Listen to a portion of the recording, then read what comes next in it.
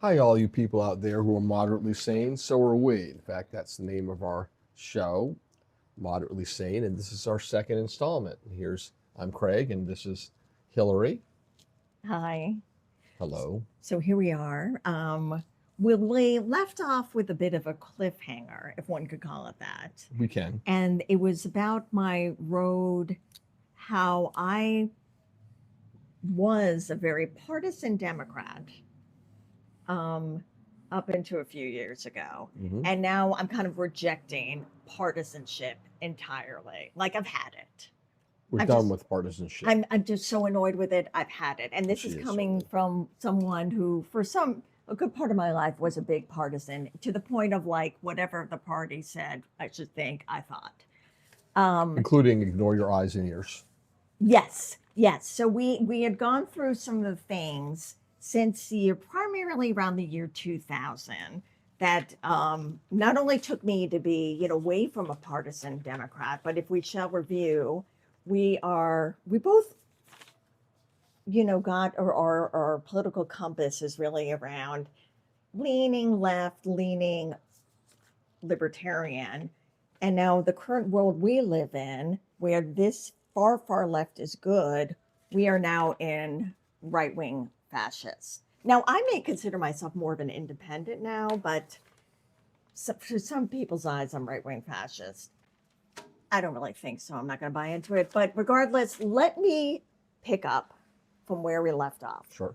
How did this change come about? Sure. And what I got to, how do I say this? Mm-hmm.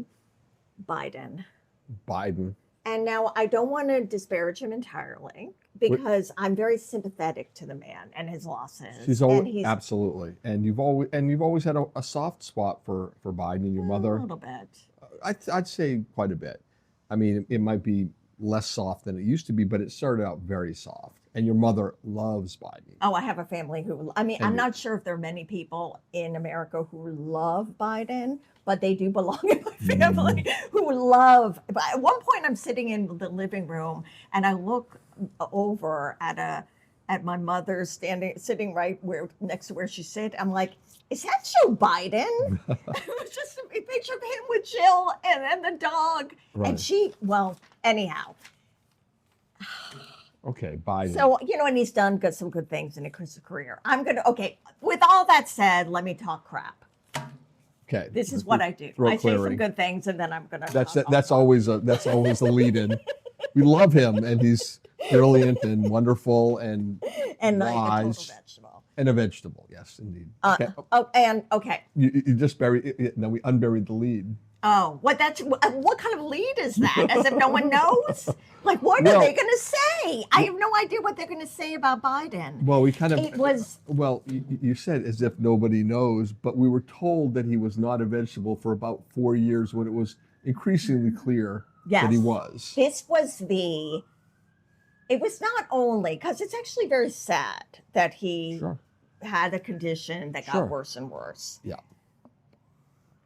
But the media cover-up thereof was, if I wasn't already disillusioned with a lot of the mainstream media, it was the nail in the coffin. I don't know how I can describe the craziness it was to live through that. Sure. Let me go back to, because I remember before he announced in 2019, I hadn't seen him for a little while. I was a little curious, and I'm like, let me go and see if I can find a video from him recently. And I saw a speech that had been relatively recent, from 2019, maybe it was end of 2018, can't remember, but around then. And I turned it on, and I said to you, oh my God, something is wrong. Yeah. Because it was so clear. We have watched this man. He's been one of the most visible people in America for decades. So we have, and I've been alive for quite a while now. Yeah. So I know what Biden has been, and there was a distinct difference, which I saw even then. Now, I guess I voted for him in the primary. I think I voted for Amy Klobuchar. I don't know.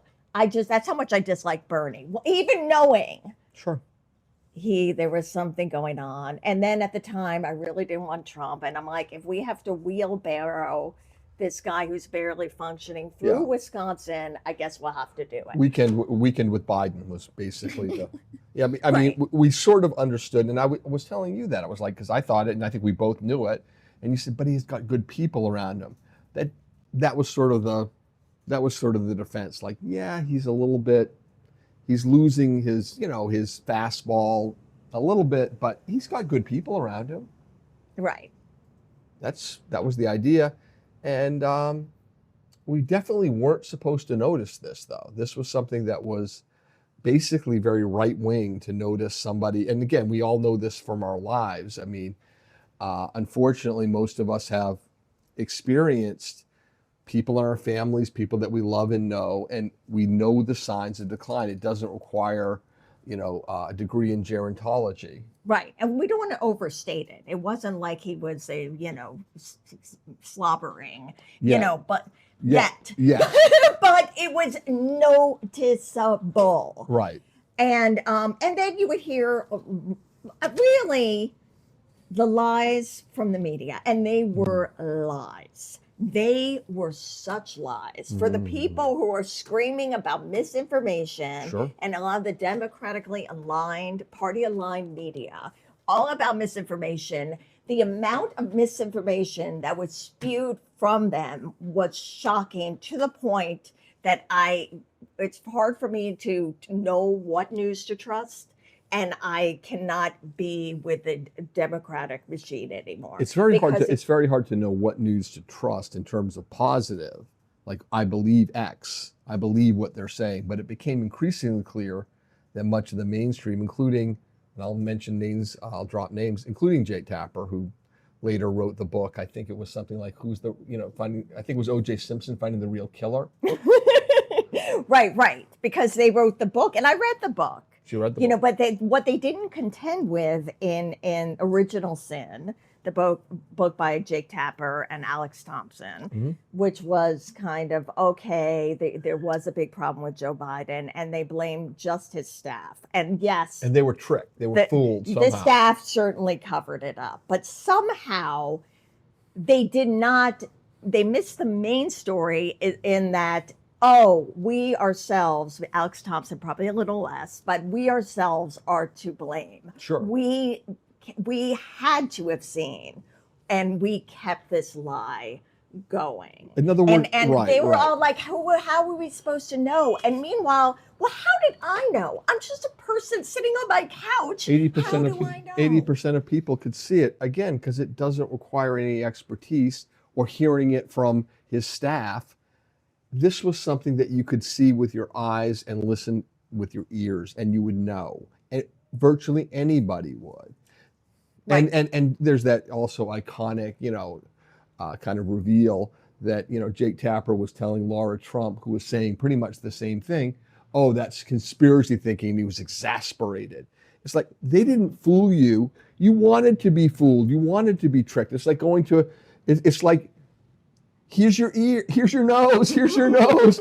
Again, if you fall for that, it's on you. Right. And I cannot believe that the media really fell for it. They need to do they really, with that, there was already so much distrust of the media, but they basically destroyed themselves. Sure. With this whole cover up. It was Orwellian. It was Orwellian. Don't believe your eyes and also and there ears. was a timing element, a juxtaposition. That was exactly the same time we kept hearing about misinformation, only on the right. And it's like, whoa. Well, misinformation is the purveyors are those on the right. Completely. And one of the examples of said misinformation, according to Tapper and others, was this very claim that Joe Biden is failing mentally. And this was as late as 2023, when that was still very much in beyond the air. that. And even way beyond that. And even up until the debate. Up until the debate. Up until the debate. And there were certain lines, a lot of which was like, "You're not a doctor. How can you say I can't diagnose him?" Right. Because I am not a doctor. Correct. However, every human being has a capability of seeing a difference in another human being. Sure. We have to have that capability. As evolution requires us to have that capability for survival. Right. We have to, because if we were cave people and it's like York had no, his head was sideways, we'd be like, York can't hunt today. You got to be able, notice differences. This doesn't require expertise. It doesn't. Well, again, yeah, it'd be like somebody who can't walk. You're like, well, he can't walk. I think something's wrong with him. What are you, a doctor? You're not Dr. Gork. You're not doctor. He's missing leg. Are you doctor? Are you doctor? Yes. So that was. And that was maddening. It was very much. I thought I was gonna lose my mind. It was infuriating. Right. Just another case of that Big Brother kind of thing. It's like ignore your eyes and ears because of partisanship. Because clearly 80% of people could see that he was suffering a severe cognitive decline, and the other 20% continued to either basically lie about it. Right, and that everyone. And it stuck with the narrative that, Fox News are the liars, New York Post are the liars. And now, are they totally partisan and of course, and have their own narratives they push? Of course they do. Yet it's the media, the liberals watch as well. It is, and with that story, and maybe they made a lot of jokes. They could have really even overstated the Biden thing, where it's like, they could have. They barely did.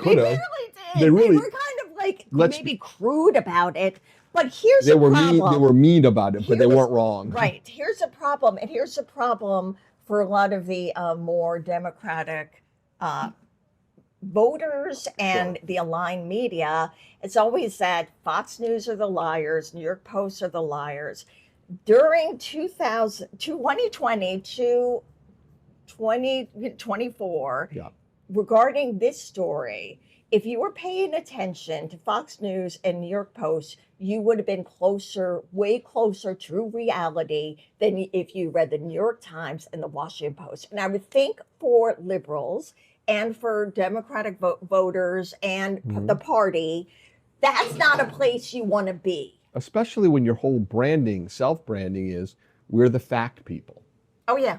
We have the facts on our side. And the science people. Yeah, follow the science. Follow the science.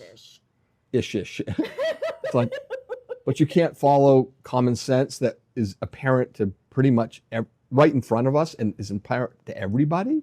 Right. And it was amazing to me because I was very glad to be rid of Trump first term. Absolutely. Because it was crazy making also. It sure was. I remember sitting there and having the news on, and I can't even begin to tell you how often, oh my God, I can't believe this is real, would come from out loud, even if I was alone. Because it would usually be about his tweets, and then Wolf Blitzer would read, and it's like, well, the president had a tweet today. It says, "Losers, all cap, you pigs should die like a dog." And I'm like, oh my God, I can't believe this was real, because anyone would feel that way. Most people, normal people, feel that way. Sure. And then I was glad, okay, we're done with that. Normal. At least I know Biden has his problems, but it's more normal. I found myself saying the exact same words when Biden would come on the screen that I was doing with Trump. I would say, seeing his condition and it getting worse and worse, the words that would come out of my mouth were, oh my God, I can't believe this was real. Sure. Now, that was stunning to me, to be like, I can't believe I'm saying the exact same words as I did with Trump. Was there a bit of a development, around the time when Biden made it clear that, unlike this caretaker presidency, which we're willing to kind of go along with because we thought, okay, he's definitely going downhill, but he's not maybe all the way at the bottom of the hill. And we can tolerate that as sort of a moderate alternative as a caretaker until another Democrat takes over and Transitional president. Transitional president, and we'll be fine. But once it became clear to us, number one, that he was still going downhill and it was getting worse, he was deteriorating, and then also thought and was being, kind of encouraged that he's got another 4 years in him. Everyone knew it was ridiculous, and the most partisan people maybe still don't, and the media somehow didn't know. But I mean, I know we're constantly, and this may seem like old news, but I cannot tell you the impact that had. And I'm going to speak for America right now.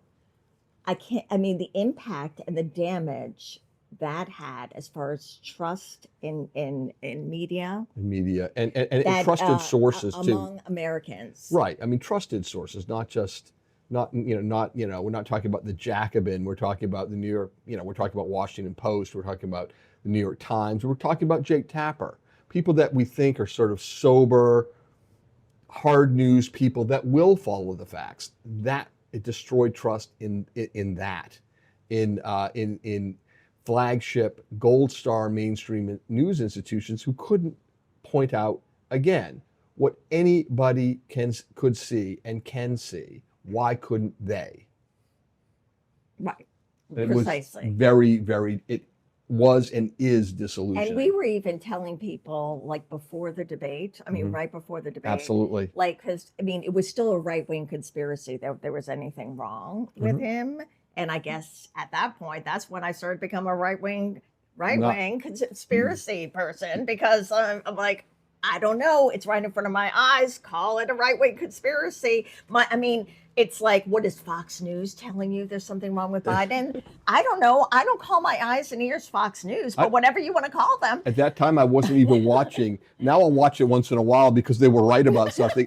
I never watched Fox News. Want to be a point of like, well, with Fox News, well, if Fox News or Republicans are right about some things, maybe they. That was also disillusioning, knowing that Fox News could be right about something. Yeah. Oh my God. Yes. Oh my God.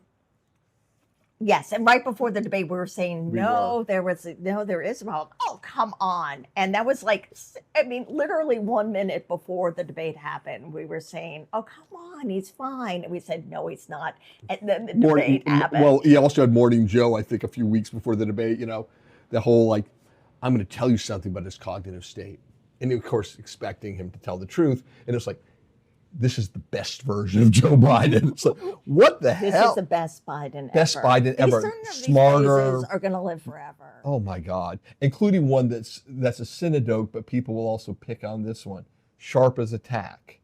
Yes, sharp as a tack. And then the whole defense was, nobody used those exact words. They just said sharp. They said alert. They said aware. They said engaged, which is just another way of saying sharp as a tack, which he wasn't. Right. And as I explained before, that's kind of the shorthand we use for his decline that was right before our eyes and ears, and the media cover up. And we say sharp as a tack, like that's the name of the file folder, because, that's the file folder. You just have to call it something, and it makes a lot of, that's what you go with. Yeah. So that was enormous. That was big. Now, let me go on with, there was one thing I wanted to talk about. Now, there was a whole other, we're going to have to save this for some other time. Absolutely. This is going to be, its own episode. Forewarning, it's probably going to be it's going to be a series it's going to go as many seasons as The Simpsons. And it's going to be discussed once in a while. We're going to touch on it. Is that, and it's a 10/7. Right. Absolutely. October 7th, as Jews. October 7th. It was something that has affected us deeply and still does. And I know. It's like right here. It's like on my shoulder. I have all this tension right here, and that's like where anti-Semitism, anger over it lies. Sure. Anyhow, that was its own whole thing, and separation from really the end, like the real separation from the Democratic Party. But then you can't go really with the Republican. I'm not a social conservative. Nor am I. There may be some ways I overlap with some Republicans, some ideas. But they have their own crazy too. So we're just here floating. We're here floating. We're just floating. Sure. We're like, what is your great phrase for it? Middlers. Well, this was going to be the original title of the show, but we settled on a different one, of course. We're middlers on the roof. We're middlers on the roof. It's a good one. Okay. Maybe we should go back to it. I have no idea. We're not sure, but we still. Anyone but out but there moderately wanna vote? sane is what our, yeah, you can vote. Moderately sane is the current title. Right. Okay. Let me talk about a little bit of that time period. Right. This is pre-October 7th. I was still watching MSNBC around this time. And then I realized there was something wrong. Not only was, this was after Fiery but Peaceful, which was also like, what the hell's going on? Right, as we discussed in the last I'm episode. like, this is, I used to listen to MSNBC and just like, listen to it all and want to pour it in my brain and then repeat it. Put it in your veins. And would just be like almost crying especially with with agreement. Rachel Maddow. It was like it was a religious experience for Hilary. She was bonding with her at the spiritual level. Right, but then I knew there started to be problems, and a problem in my MSNBC, I guess MS Now relationship, when I completely started to disagree with them about, they would say their line and narrative about what was going on, like what was really happening while minority businesses were being burned up in the summer of 2020, that it was fiery but peaceful. Not that there weren't many, mostly peaceful protests. And then there was another story. Oh, yes. Where they were reporting it some way, and I completely disagree with them. What was that? That was when Greg Abbott, there was, there were some problems with the border around that time. A few problems. Well, no, there weren't problems with the border. That was a right-wing conspiracy. That's what we heard. Right. There were some problems with the border. That weren't problems. They weren't problems. No, I mean, there were millions of people kind of pouring in. And not that I don't feel for these people. Well, but my heart wants to take everybody in, but is it a great policy idea? Probably not. But weren't we supposed to say it wasn't a problem? You only noticed it as a problem if you were a right-wing. Right, there was a theme. There was a theme that anything that was too often, things that were really happening were labeled as right-wing conspiracies. Right. And that was a lot. There was a lot, and that was one of them. I mean, the reality was millions of people were pouring across the border unvetted. That is just a fact. But noticing it or talking about it meant that you were basically amplifying misinformation and right-wing narratives. So that was one of them. But we have the particular Greg Abbott one that was right, and delicious. Greg Abbott, and I guess DeSantis was involved with this too. DeSantis less so, but definitely involved. Definitely, Greg Abbott was sending migrants to blue cities in buses. Right. And I totally agreed with it. Of course I agreed with it, because not only was it politically brilliant, and we all know it was, I'm speaking for everyone, but honestly, I think they were morally correct. You're missing the number one best. No, I'm going to go to that. Good. No, I'm just... Okay. I'm going to go with... I'm teasing it, but this whole thing, I thought they were correct, because if the blue areas want this policy of a more open border and migrants are coming in, it shouldn't be borne by just El Paso. In fact, we should probably be taking most of the responsibility and most of the burden. Sure. And so he was right. Now, at one point, it was a summer, and I believe it was he who sent the bus into Martha's Vineyard. Yes, with 50 migrants. 50. Other people, like, it was such a big story. It's like, oh, they sent thousands there. No, it was 50. El Paso had hundreds of thousands. El Paso has almost no resources. This extremely wealthy community, almost every one of whom, on paper and verbally, was extremely pro-migrant, screaming that it was terribly racist to have a border. It was terribly racist for Abbott to be doing what he's doing. So Abbott basically said, put up or shut up, and sent them 50.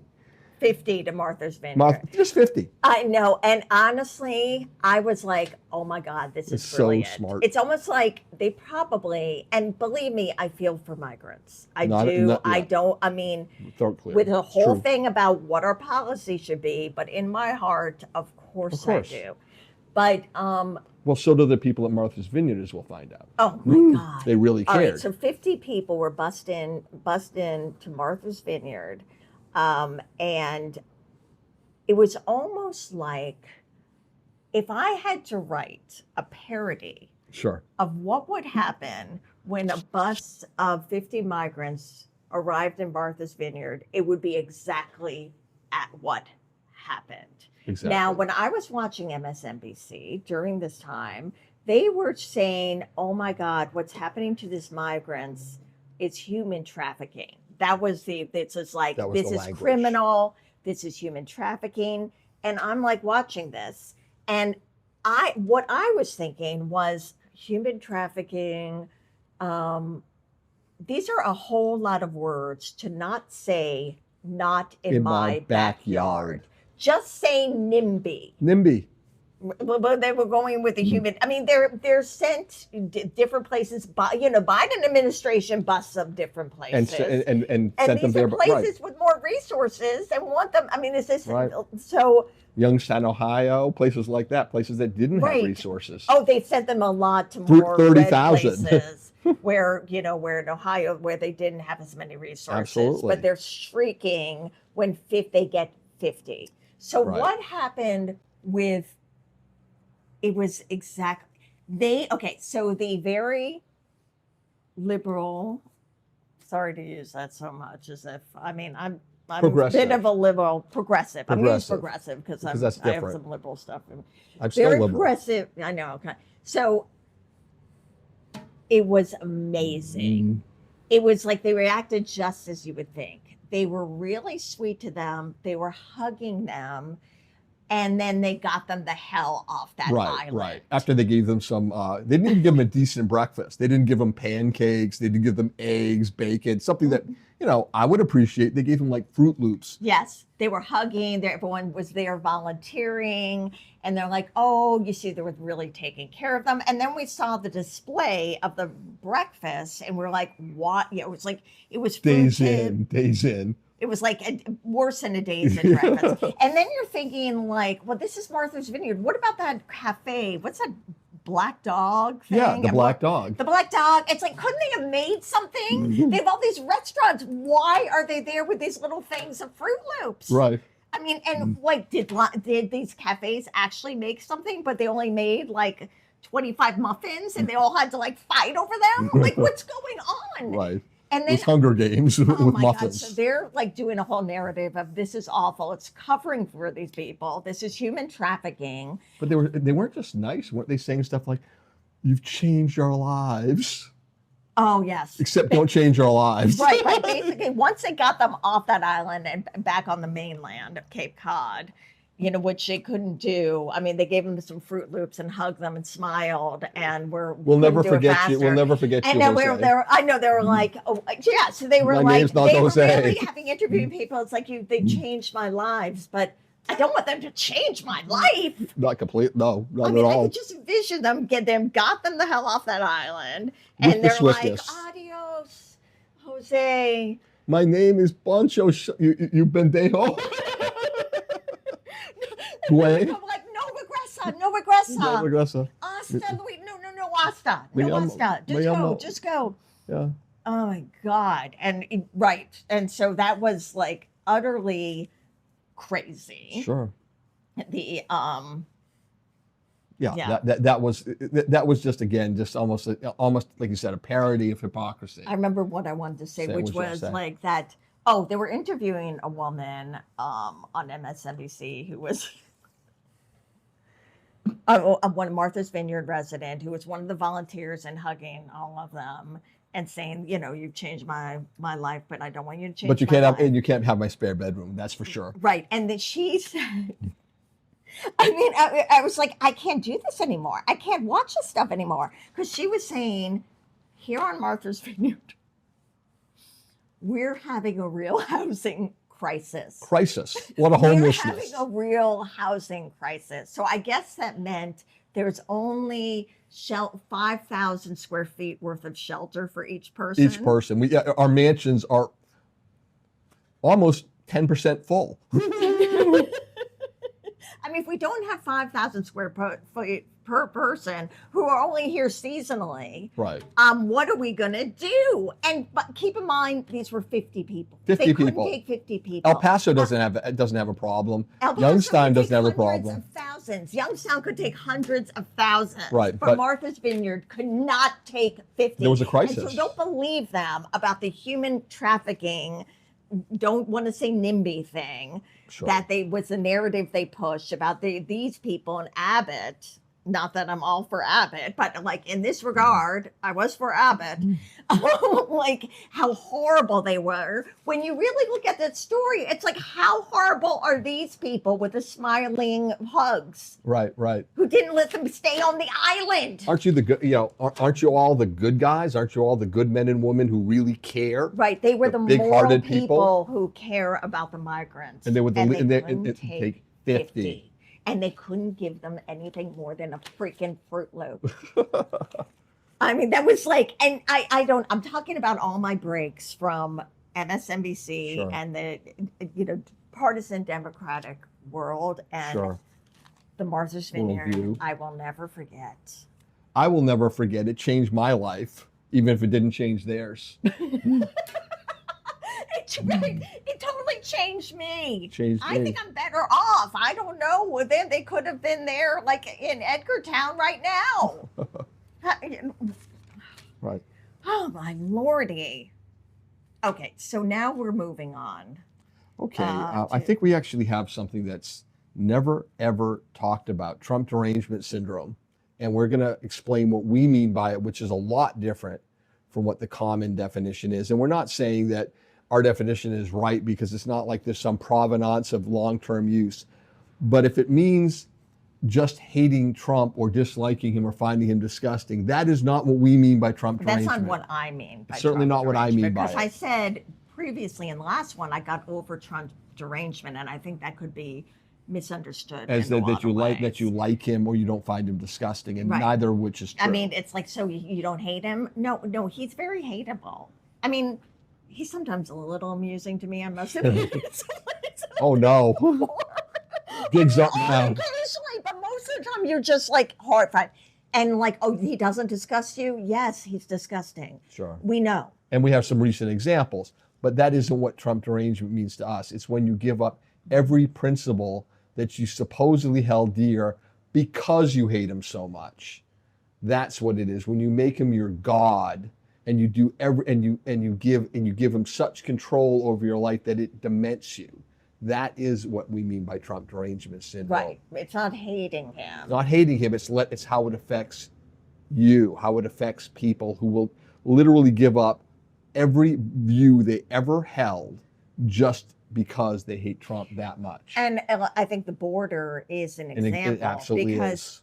Previously, maybe 10 years ago, Yeah. that was Obama. Right, with Obama, even as recently as that, Right. that was a mainstream Democratic view. that we don't have an open border. And not only just a mainstream view, even a left-wing one. Bernie was a very big border hawk, because he thought that letting in too many people would diminish our capacity to provide social services for the poor and disadvantaged in our country. Yeah, there's a real problem with that, because exactly. And there's an argument to be made about lowering wages in a way that I didn't understand before. Absolutely.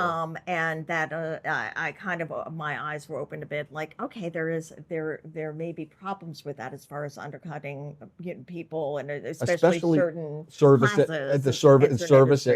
industries and jobs that were previously jobs that could provide a living for people, for example, landscaping, which no longer can, in large part because of flooding these low-wage jobs with people. Again, it's supply and demand, and that supply matters. There was a study which will never be repeated again in Scientific American, which held that too, that showed among high school graduates and below, and worse with African Americans who fit the same category. It lowered wages of these people. Unchecked immigration, illegal immigration, lowered wages by about 10% for people that were already didn't have much. They were poor, and it made them poorer.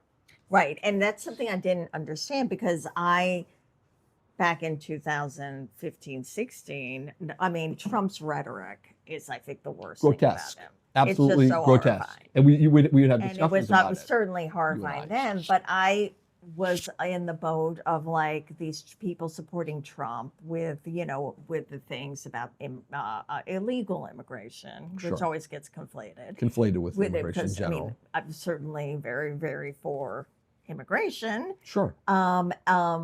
But that I thought, like a lot of people and a lot Sure. of people on the left, that these were just racists. Sure. That these were just racists. They had no, that's what they were reacting to. That's what was driving them. And there's been certain more information that, getting out of the bubble a little bit. Sure. Where things like that regarding wages. And it's no wonder And not that those right, in the sorry. working class, Right. gravitated more, maybe not just about racism, but there are reasons regarding wages and such, That and they they're understood. they're reacted to Because and they're very gravitated much to Trump, affecting and them. those in a certain college educated class who actually benefit by not paying people very much who Service are doing industry those people. jobs for them. Yeah, it's great for and them. there's such a gulf, and they get more democratic, and that was, I think, a big phenomenon. At least I don't know what's going to happen from here on out, but has been happening over the last. It's 8 also- years. it also- and it's no wonder. And Hillary's a maven on this, and I'm a lesser of a maven, but I sort of indirectly kind of, I kind of draft off her mavenness. But the actual election results were showing that you had overwhelmingly Mexican American communities in Texas, which had been previously 90% Hillary voters, switching to Trump. And it wasn't that they hate Mexicans. It's that the specific issue that was driving them was the border, and it was immiserating them. It was making them poorer in a very direct, palpable way they understood. So it wasn't racism at all. And again, just jumping on racism as the explanation was the word. It was the dog whistle that we or those of us who were supposedly good progressives were supposed to prick our ears up to. Oh, it must just be terrible racism. Right. And it's kind of really not being in that world and not really understanding, even though I do understand how it is hard to put your head around why people would tolerate a lot of his rhetoric. I mean, I think those are that's always going to be a conflict, but you at least understand on the issue why people were very much against illegal immigration, and they responded strongly by even voting for Trump, who they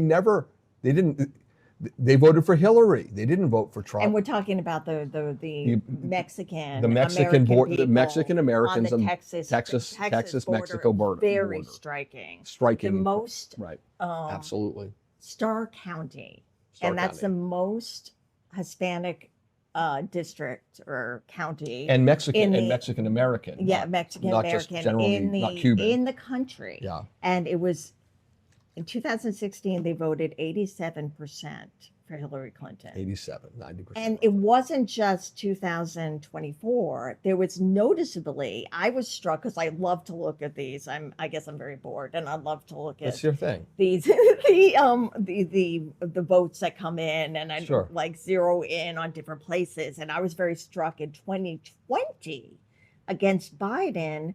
Those border counties, Biden only won by 5%. I was like, Right. whoa, what? Whoa.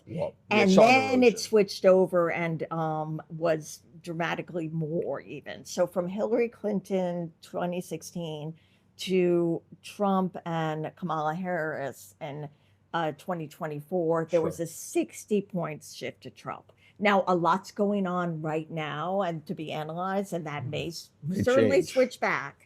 But that's And that did certainly, change at the time. and I'm not even sure. I think in off non-presidential elections, elections, they tend to vote Democratic anyhow. Mhm. Now, and there's a lot of dynamics and a Sure. lot of backlash. But So, 60% but in we're 8 years is among again, we're focusing on largely Mexican American citizens changing that much, and the polls overwhelmingly showed that was the dominant driving issue. Again, something that we were supposed to ignore. Progressives, the progressive far white were supposed to ignore, and it was clearly a problem. Right. And listen, I was all on board those same explanations. And even to this day, and I think it's regarding, I would hear it now after Kamala, because it is very hard to swallow two women in a row losing. I mean, after Hillary, I had to go to grief counseling, literally. And change your medication. I mean, it's kind of funny in hindsight because I had to get on another antidepressant. Yes, people, I did. There's a lot going on there. I know that seems a little dramatic, even now. I think it's a little bad, but it was a good medication, everyone. And they needed it anyhow. Yeah. And so I definitely understand how the challenges for women, because, as evidence, we've never had one. Sure. However, I still heard, well, it's like, people, Mexican, like Latinos. The same story happened. It ignores evidence. Yeah. 90% were voting for a woman. they didn't Almost become 90% voted for Hillary Clinton. Correct. So there may be a lot of resistance regarding women there, but that's not. It wasn't evidence. It wasn't evidence. Right. The evidence was that there. Not only would Latino men vote for a woman, they actually did. In overwhelming numbers. And the same thing happened in Miami-Dade with Cuban voters. There was a 60-point swing. The 60-point swing says it all. Clinton to Trump to Kamala. They're just they're dumb explanations. Is there sexism that exists? No, yes. Absolutely. Does it explain a delta, a change? No, it doesn't. It didn't explain it. You have those. It just doesn't explain it. There was obviously other things going on. You have to face there was something that was attractive to them that Trump was doing, right, and something that was repelling to them about Democrats. At least at that time, we're talking about 2016. We're talking about some recent history, and something changed, and a large part of that something is just what we're talking about. And I also. It's such a good point regarding the burden on social services. Absolutely. And I know, like in New York City, sure, people were getting like hotels. They were getting maybe free phones. I don't know how you do that and not spark resentment. Well, it's a resentment and economic effect because it's a double whammy. Number one, you're paying $500 or $600 a night for a luxury hotel, which is going to cause resentment and doesn't seem smart.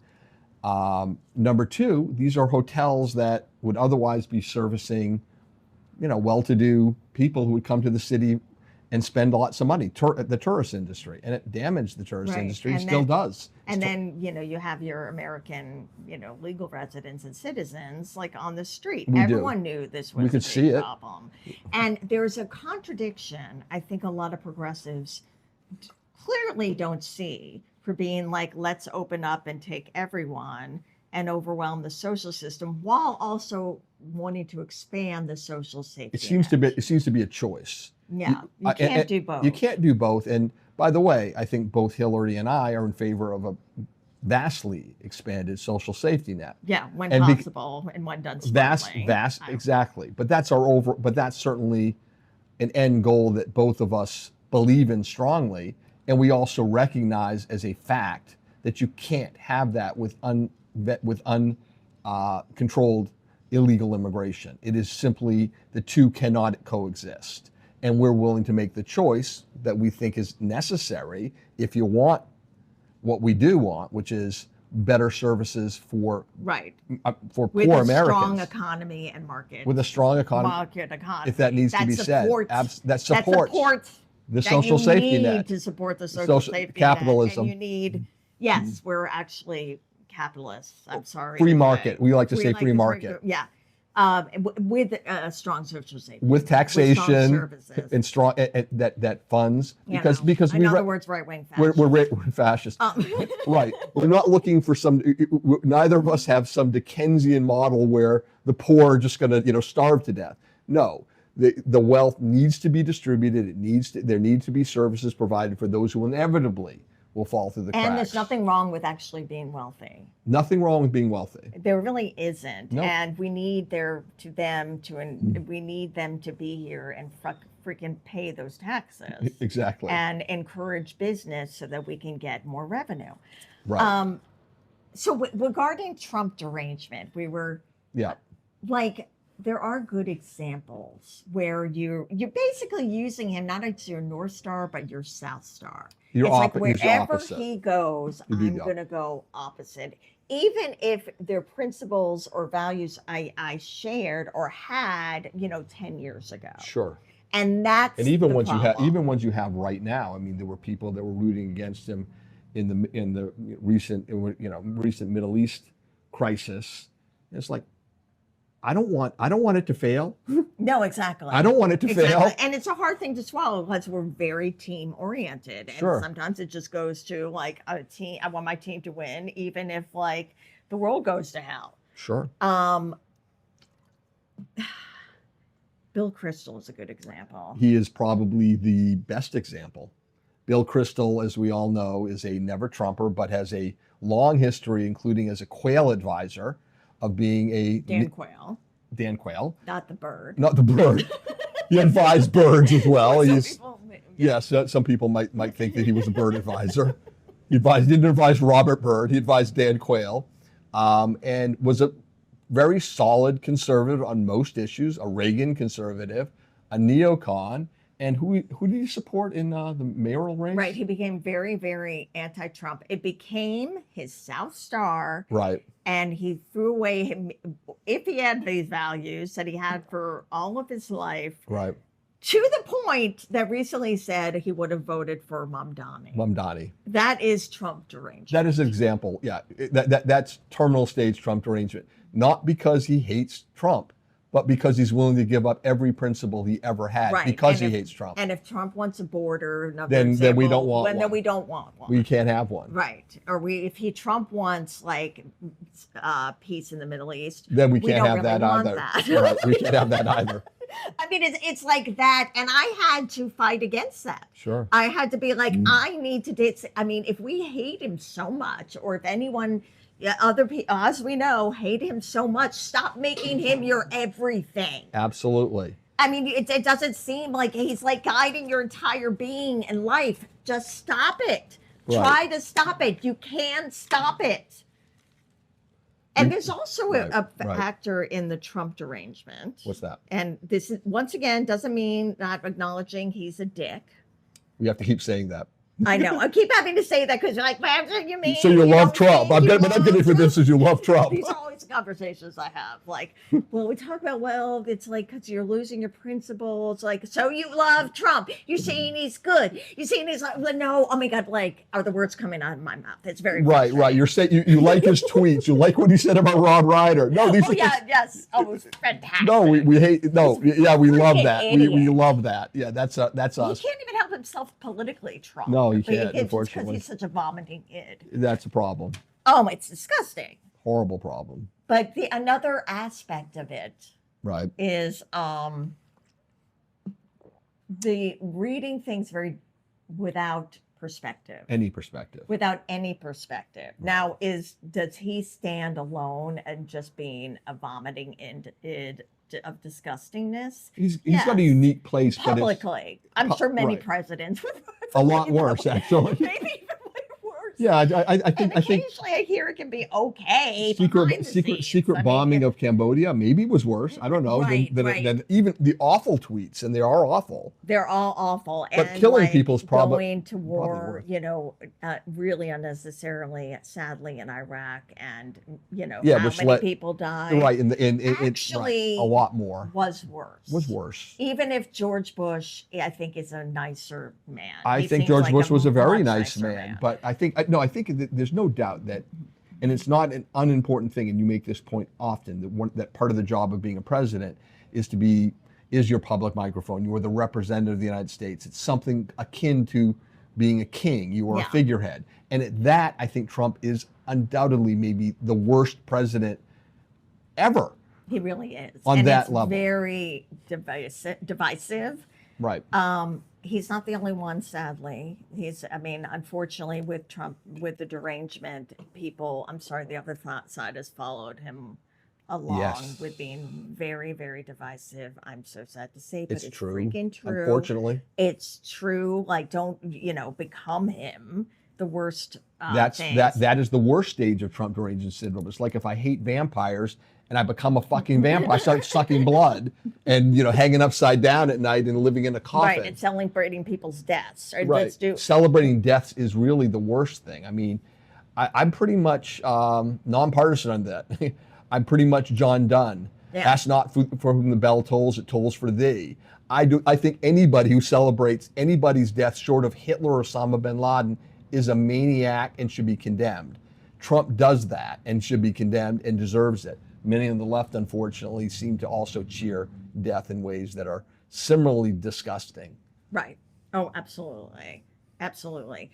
And it's also kind of seen not putting his actions, some of which are really reprehensible, cross the bounds, grotesque. Not just, some policy things that really cross the bounds, but not having a mirror up regarding your own side, and also crossing bounds. Right. If you were propriety, honest. decency, right, your basic principles.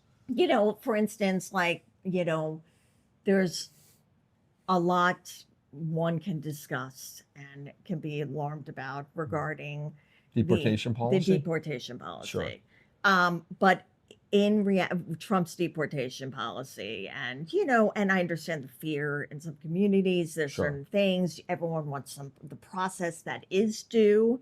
Yeah, whatever that. Yeah, and not mistakes made, and just awful things. In reality, isn't this true? Trump has millions of deportations to go to get to Obama's level. Not only millions, and that's real. It's absolutely true. And the vast majority of Obama's deportations were done with minimal process. And Tom Homan was Obama's point person, just like he is Trump's, to do so. And there seems to be almost zero understanding of that or reflection on that at all. Right. Like there are certain things that, you may be disturbed by or even horrified, but he doesn't stand on his own. For instance, with I don't even know what to think with the blowing up of the boats from Venezuela. Obama, absolutely. And that, Congress hasn't authorized anything, but this has gone on with presidents. Every president. It should be framed accurately. If you're against it, fine. I mean, people can have very different interpretations of the Constitution. I mean, the Constitution clearly vests the power of war making with the Congress.